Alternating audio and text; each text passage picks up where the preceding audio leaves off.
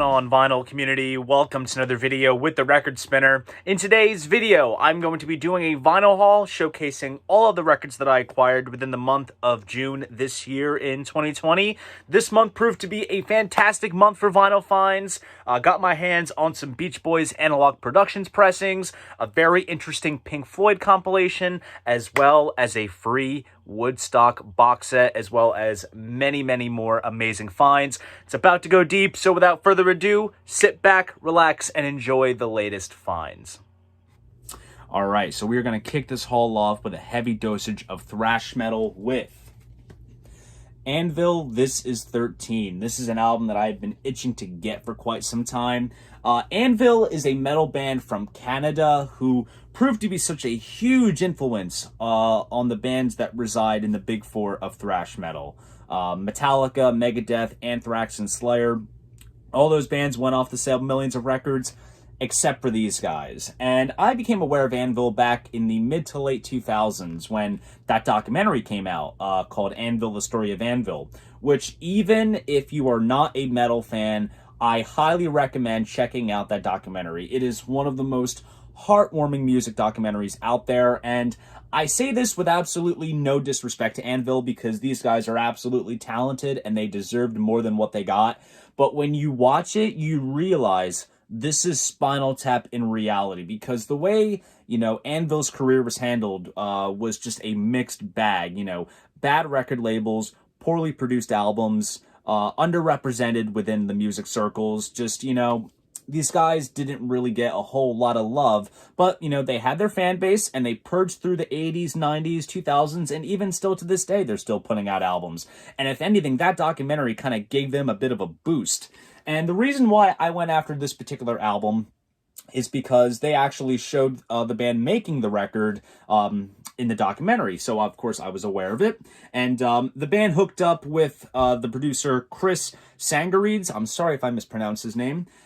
He had worked with Anvil back in the early 80s on their Metal on Metal album, which is like the big notable one from these guys in terms of their early stuff.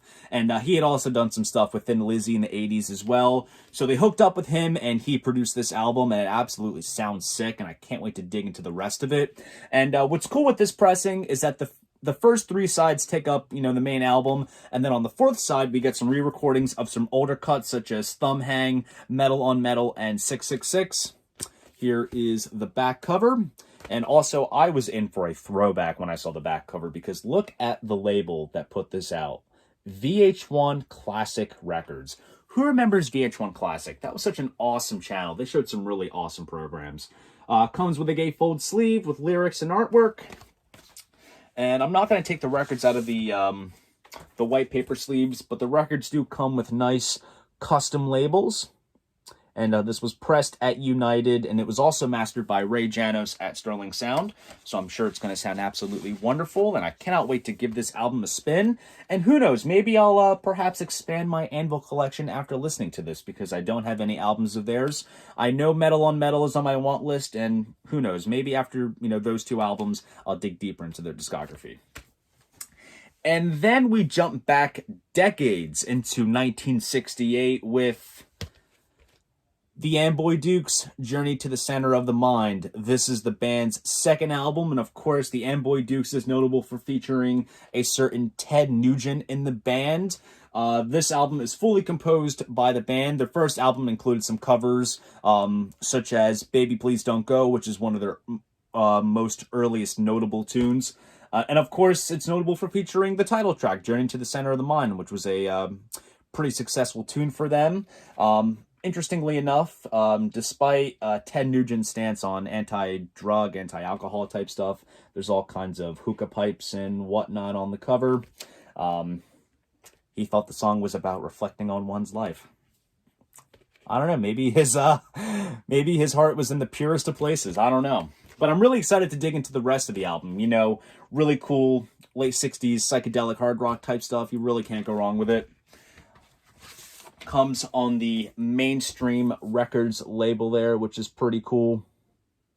And I definitely need to dig more into the Amboy Dukes stuff, because I've said this before on my channel, despite Ted Nugent being a bit of a polarizing figure in today's society, the man did some pretty cool music, and the Amboy Dukes kind of evolved with time. It kind of became his backing band, and then he went solo. So I'm definitely excited to dig into this record and perhaps dig deeper into the Amboy Dukes catalog altogether. Journey to the Center of the Mind.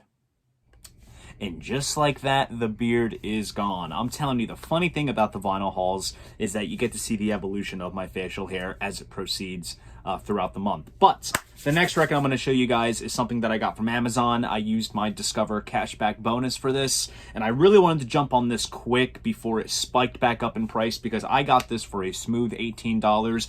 Much better price compared to the $36 it normally goes for. So basically 50% off what it normally goes for.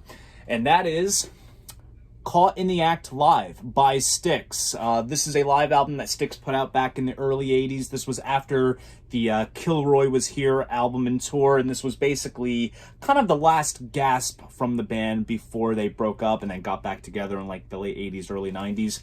But this brings together some live recordings from the Kilroy tour, along with some new studio cuts as well. And it's packaged very, very nicely. Nice glossy sleeve, nice collage of photos, and the Stix logo here is embossed in kind of glossy silver, which is a very nice touch. We have some printed inner sleeves here. Here's the band taking the final bow at the end of the show. And this is kind of like a Photoshop job. It's a cool photo. Like, you have a stadium full of people. The curtain for the stage is still up, but you see Dennis and Tommy portraying the Kilroy characters in the show. And the record itself comes with nice custom labels, which are faithfully replicated, which is very nice. Pressed at United, mastered by Ron McMaster. The Stix reissues are fantastic. They sound absolutely wonderful. A&M Records, their regular label from back in the 70s and 80s, put them out. However, Friday Music has put out a couple of Stix titles that I've heard very good things of. I think I have Cornerstone on the Friday Music label. But I can't complain about the A&M regular reissues. They sound fantastic. Second LP, custom label and all. Absolutely nice. And honestly, this is one that I've never really listened to. I'm just aware that it's out there. So I'm definitely excited to have some live Stix in my collection, because I do not have any Stix live albums. And also, I think this is the only live album that Stix has done that has seen a vinyl release. So this will be absolutely fun to listen to. Caught in the Act Live by Stix. All right, so I took another trip to my local record store, and I did yet another curbside pickup. This is a record that I have seen every time that I've shopped at my local record store, but it just never registered to Snagit, and I decided to finally pull the trigger today, and that is, it's a rather interesting release. This is the best of the Pink Floyd. Now, this is a unofficial pressing that came out around, I want to say 2010 or so. This is a compilation that only got released in the Netherlands back in 1970, and it was re-released in 1974 under the title Masters of Rock, and it was released around Europe. It had a different cover, but this particular pressing replicates the Netherlands artwork, which has a picture of the band members there. And on the back, we have that same photo along with their catalog, which was released at the time. And in terms of the track list, it's essentially a bunch of tracks from Piper at the Gates of Dawn, as well as various singles and B-sides. And it's kind of odd since it's mostly Sid-era tracks, and yet David Gilmour does appear on the cover. I just think it's a rather interesting release to have. Not necessarily an essential purchase for any casual Floyd fan, but if you're a collector and you need to have just basically everything, this is something worthy of interest. It does come on standard black vinyl. Very nice shape too, I must say. And it comes with a black Columbia label, which I will show you. Very nice. It's definitely one of the more interesting pieces of Floyd vinyl that's going to be in my collection, and definitely excited to give it a spin, because granted, while it kind of serves no real, sort of definitive purpose, it's just simply a really cool collection of early Floyd tracks to have on vinyl. The best of the Pink Floyd. All right, so here are some really awesome colored vinyl finds that I just got in today. The first one I'm going to show you is one that I got from a Discog seller, and I'm actually currently on a mission to get all of this particular band's works on vinyl. I just got their most latest release on my last vinyl haul. It was an exclusive pressing from RolandRex.com, and upon listening to it, it's made me dig back and check out some of their earlier works, and I am doing so right now. Their first album just came in today, and I should be expecting their second album to come in a couple days. And the band I'm talking about is Electric Citizen, and this is their debut album, Satine.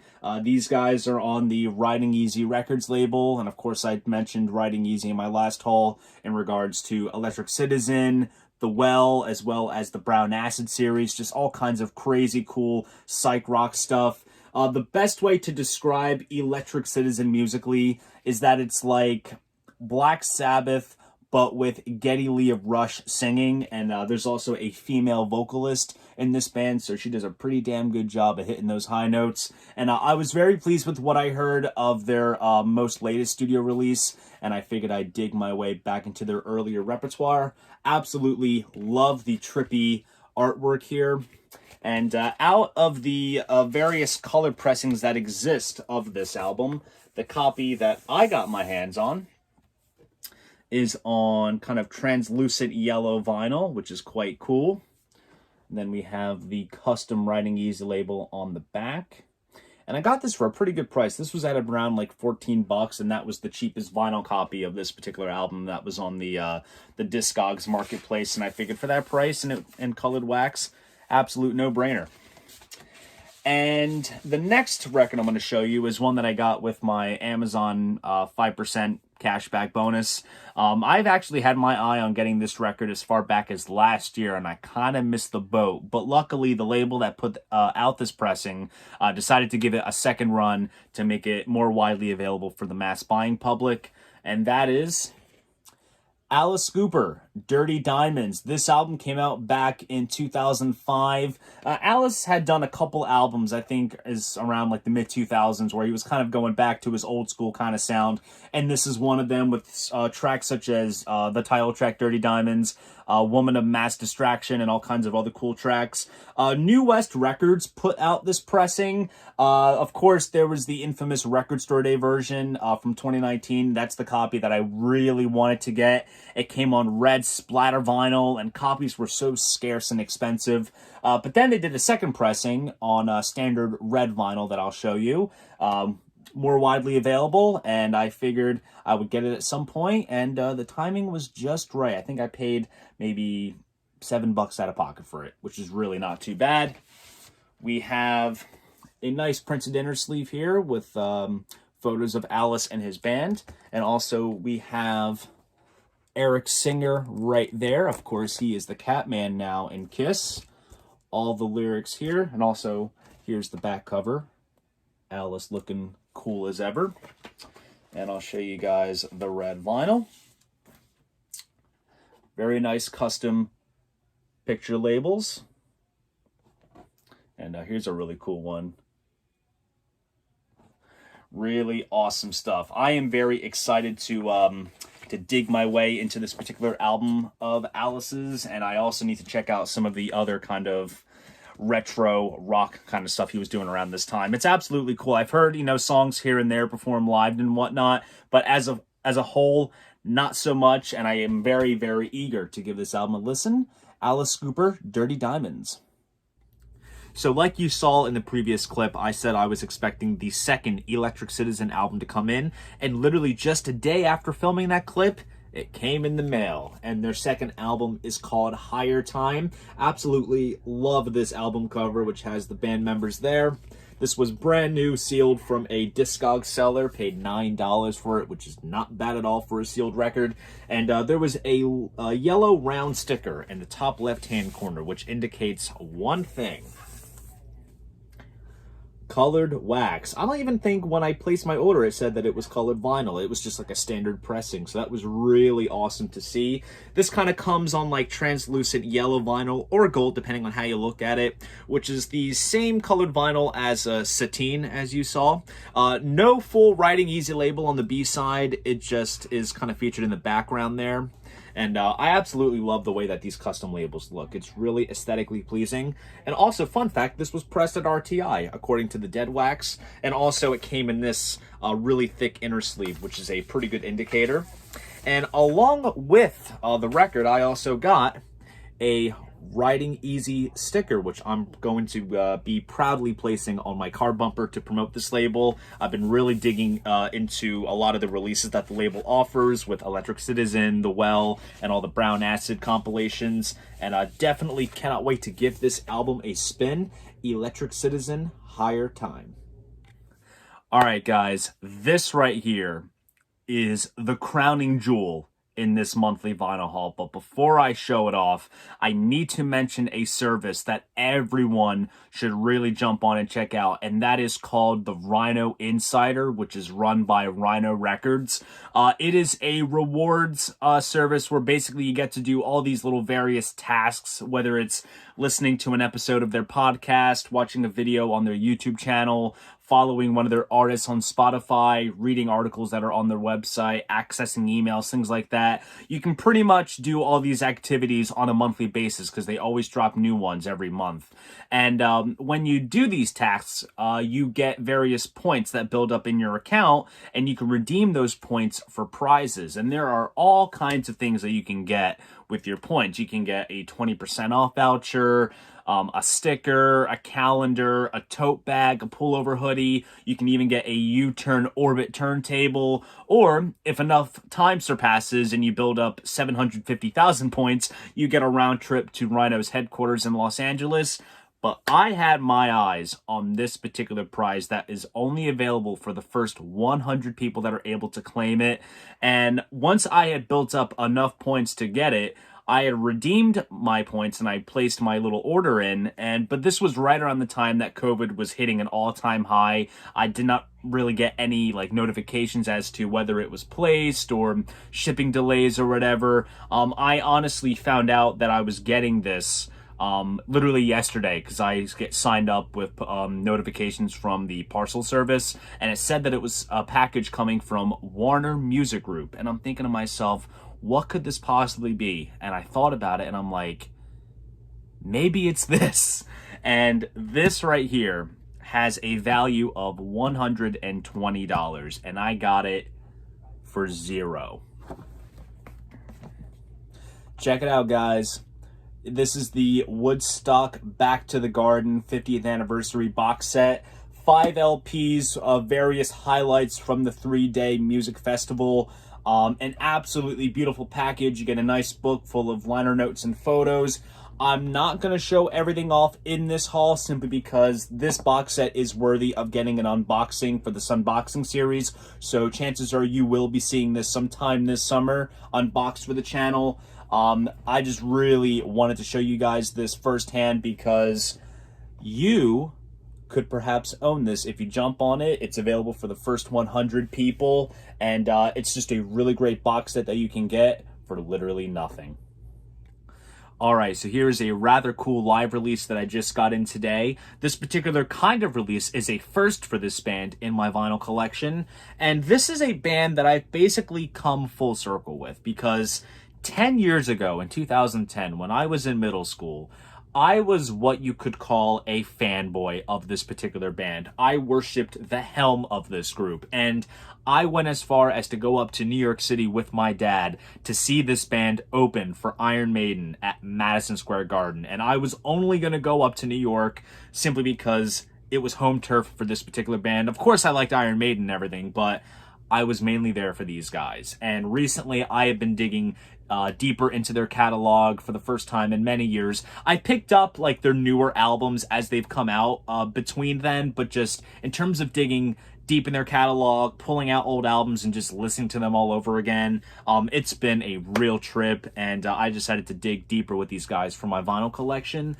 And the band I'm talking about is Dream Theater, and this is a legal bootleg. This is called Puppies on Acid, live 1993, Rocky Point Palladium in Warwick, Rhode Island.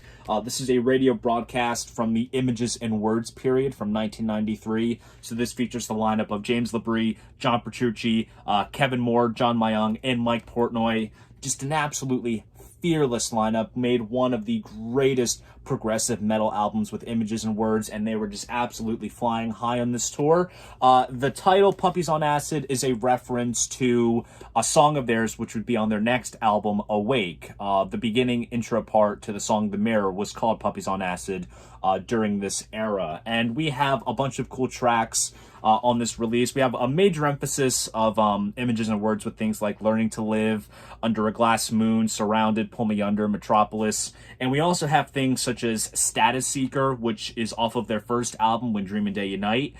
To Live Forever, which was a song that dates back to like the late 80s, early 90s during their first album period, as well as the song Eve, which was also a B-side to one of the singles from Awake. Same with To Live Forever.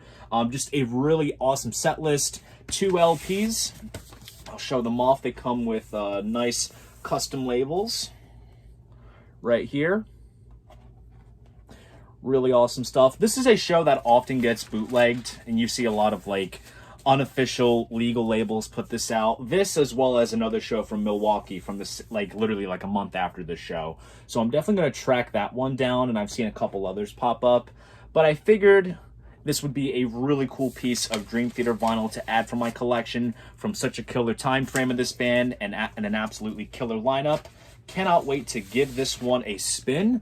Dream Theater, Puppies on Acid, live 1993. All right, now here is something that is completely out of season in regards to this time of year, and that is Jethro Tull, Ring Out Solstice Bells. This is the band's Christmas single, which came out back around, I want to say, 1976. Ring Out Solstice Bells is one of my favorite Christmas songs. This is one that I'll put on repeat in my car non-stop during the holidays. It just gets me in that festive kind of mood.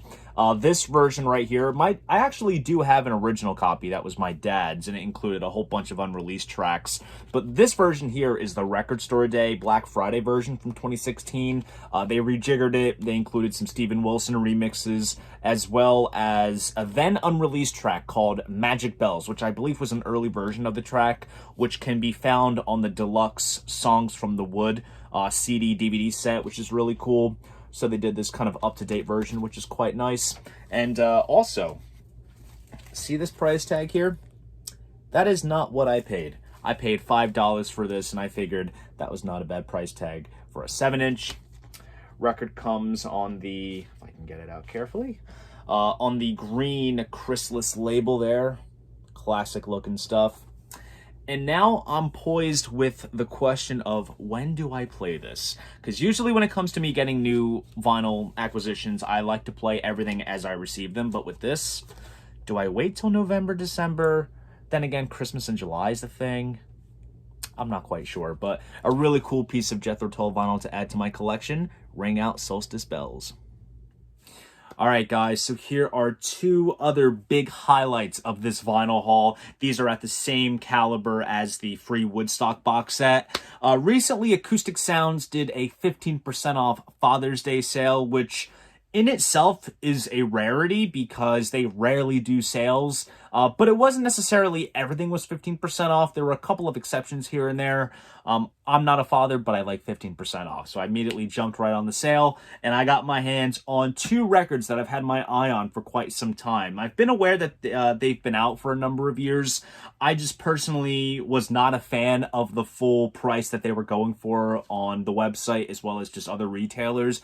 But I figured with 15% off, free shipping, and no tax, it was absolutely justifiable. And I actually started to get my hands on releases like these fairly recently. A few months back, I got a different album by this particular band released in the same series and label for $14, which is crazy, crazy low. I didn't get these for that price, but let's just say I got a very good justifiable deal for me to snag them.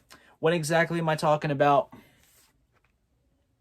the Beach Boys Analog Productions. So first up here we have Smiley Smile. This came out back in 1967. This is basically what evolved from Smile, the big project that Brian Wilson was working on.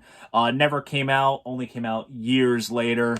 And basically the label wanted something from the sessions, and they did this. And from the Smile sessions, we have Heroes and Villains and the single Good Vibrations, but everything else, like, we have some very stripped down renditions of things like Vegetables, Wind Chimes, Wonderful. It's like literally just like organ and vocals. It's so stripped down, and it's honestly a shame that, you know, they went from this full-on orchestral glory with Pet Sounds and the Smile sessions, and then they brought everything down a bit with this. I mean, not that it's bad, it's just, it's a total night and day difference, and if anything, it kind of brought them a little bit, you know, more back to their roots as a group. But nonetheless, it's an absolutely charming record because, of course, like I said, we have Heroes and Villains, Vegetables, Fall Breaks, and Back to Winter, which was then adapted into the Mrs. O'Leary's Cow song from Smile. Then we have some new bits and pieces on here, like Getting Hungry with Me Tonight, Whistlin', She's Going Bald, Little Pad, little like comedic bits here and there. The cover itself comes in a nice thick cardstock tip-on style sleeve with a nice gloss finish to the front. And here is the back with a nice matte finish. And inside, as usual, with Analogue Productions releases, we have all kinds of goodies. We have this little insert here, which basically breaks down the entire series. And of course, these are all the albums that they did, Analogue Productions, for the Beach Boys. And then we have an acoustic sounds insert here, which advertise some other titles that they've put out, so you can find more ways to spend your hard-earned dollars. Rice paper sleeve as always. Pressed a quality record pressing on 200-gram vinyl, and there's that Brother Records label there, which is absolutely wonderful. Mastered by Kevin Gray as well. Now, what's interesting is this is actually the stereo mix, and I believe this only came out in mono. So what they did was they transferred the multi-tracks to digital and mixed it digitally, and then transferred it to tape. So it is analog, but there's also a little bit of digital going on, but it doesn't matter. It's Analogue Productions. It's going to sound absolutely wonderful. And then next up, we have Sunflower. This is an album that I've been really wanting for some time. This came out back in 1970. This was kind of a new beginning for the band. I believe this was first released on Reprise Records. This was after they left Capitol, but it still appears on Capitol, so maybe they bought the rights or something. This includes songs such as This Whole World, Add Some Music to Your Day, Cool Cool Water, which was a track from the Smile sessions, as well as the Dennis Wilson composition Forever, which of course was made famous by Full House. Very nice glossy sleeve all together. And we have a nice gatefold sleeve here with the band members. Absolutely wonderful stuff. And as always, we have the Beach Boys insert here, along with an Analogue Productions insert as well, with more titles. And this one comes on a different Brother Records label. Like I said, it used to be Reprise, but Capitol must have bought off the rights. Pressed absolutely beautifully. And yeah, I cannot wait to spin these. I'm sure these are going to be absolutely beautiful sounding. And I also should mention that keep an eye out for my next vinyl haul, because I'm going to be getting more of these Beach Boys Analogue Productions releases. Because after I placed my order, I realized there were a couple of the older albums that were marked down to $25, and those weren't eligible for any discounts. So I'm assuming they're trying to clear house and get rid of some stuff, or they've discontinued those titles and they just want to get it out at whatever lowest possible price they're willing to bring it down. So I got my hands on those releases, and I'll be showcasing those in my July vinyl haul. But until then, I got some listening to do, and I'm sure that these Beach Boys Analogue Productions pressings are going to sound absolutely beautiful. All right, so this is literally the same day that I received the Beach Boys Analogue Productions package. I decided to take a little impromptu trip to the record store since local malls have now opened in our area, and I decided to bring the girlfriend along with me just to provide some company. So my local record store is doing this really cool thing where basically it's like a rewards card. For every 25 bucks you spend, you get a stamp, and then when it's filled up, you use it for $10 towards your next purchase. But they're doing this special thing for the first week of being reopened to the public, that regardless of how many stamps you have, that'll still count as $10. Just super cool. Yeah, it really is. So like, even if you have just one stamp, that's 10 bucks right there. Or let's say maybe it's full, that's still 10. It doesn't matter. So of course that gives me an excuse to go out and about. And I decided to get my hands on this particular record. Now this is one that I've been wanting to get for some time, and the timing seemed right because literally last night, I'm in a group chat with Mike over at My Guitar Player 07, Emma at 8 Vinyl Low, Marican over at Marican Layman, she just uses her name and her channel name, and Jenna over at Spins and Needles, and we were talking about Queen. Yes, Spins and Needles. Cute. Hear that, Jenna? You got her stamp of approval. We were talking about Queen last night, just talking about favorite albums, least favorite tracks and whatnot, and I got to thinking, I don't have this in my collection, and I've been wanting to get it for some time. Of course, I know the album, but just to have a physical vinyl copy, it was long desired in my collection. So I got a copy of A Day at the Races. This came out back in 1976. This features Tie Your Mother Down, Somebody to Love. Everyone knows that one. Good Old Fashioned Lover Boy, You Take My Breath Away, The Millionaire Waltz, which is one of my favorites. What else is on here? White Man's a pretty cool one. Just a really killer album. A nice counterpart to A Night at the Opera, of course, in terms of like the album cover and the obvious title reference to the Groucho Marx? Yeah. I said Macho Grouch! I flipped it around. I like that. I think that should be it. Is that like his evil twin or something? Yep. So we have a gatefold sleeve, which features a pretty cool band shot. And some lyrics. The picture here is taken back when they would come up to the front of the stage for the little unplugged acoustic portion of their shows. We have a printed inner sleeve here, which has some portraits of the band members, and it's also die cut. See, some labels feel the need to include like extra printed inner sleeves. I get it for the authenticity, but it's extra. I guess depending if there's an actual image that's justifiable, but you could easily make that into an insert. Awesome. It does come in a nice polyline sleeve though. Polylined. And second only to rice paper. Yes. she knows the lingo. She learns. We have nice custom labels. Album cover on the back. This is the half-speed master version. This came out 5 years ago. They did that whole Queen catalog. They did the box set on colored vinyl. Marican actually has that. She did a full unboxing for that. I'm very envious. That box set is amazing. So they did standard black vinyl releases. And I figured this is a pretty cool record to end this haul off. End it on a rather royal note with Queen, A Day at the Races. So there you guys go. That is my vinyl haul of all the records that I acquired within the month of June this year in 2020. Really hope you guys enjoyed this video, and if you did, please go ahead, give this video a like, and subscribe to the channel. And if you want to support this channel, be sure to check me out on Patreon. See you guys in the next video, and most importantly, keep the records spinning.